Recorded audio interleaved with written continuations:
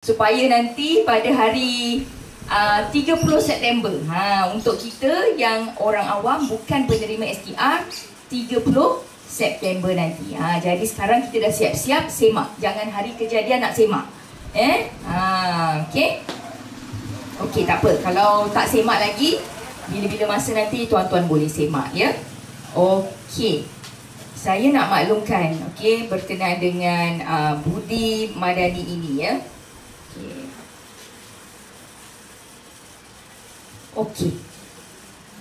Kerajaan Madani mengotakan janjinya ya untuk melaksanakan penyasaran subsidi petrol RON 95 melalui program yang dinamakan Budi Madani RON 95 ataupun kita sebut ringkasnya Budi 95. Jadi bermula 30 September 2025 rakyat Malaysia dapat membeli petrol RON 95 pada harga RM1.99 seliter ya.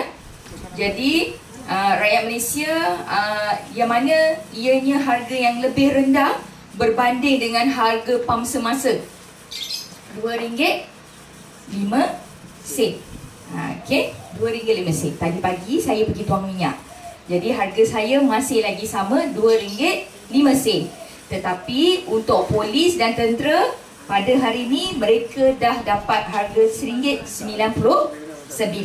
Okey, untuk kita sabar dulu ya, kita 30 September. Jadi subsidi ini adalah khas untuk rakyat Malaysia saja. Jadi kalau kata rakyat Malaysia maksudnya warga negara Malaysia yang mempunyai kad pengenalan berwarna biru. Warga negara ya. Okey.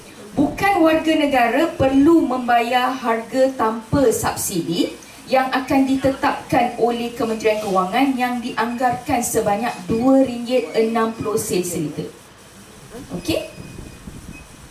Dan untuk makluman tuan-tuan dan puan-puan, lebih 16 juta rakyat Malaysia kini menikmati subsidi RON 95 secara lebih adil melalui Budi 95. Selaras dengan janji kerajaan menurunkan harga minyak kepada RM1.99 adalah untuk meringankan beban hidup dan kos sara hidup rakyat Malaysia. Langkah ini bukan sahaja menunjukkan keprihatinan kerajaan Madani, tetapi juga untuk membantu mengurangkan aktiviti penyeludupan akibat perbezaan harga yang sangat berbeza dengan negara jiran. Kalau kita compare kita dengan Singapura, kita dengan Indonesia, kita dengan Thailand, harga petrol di Malaysia jauh lebih rendah.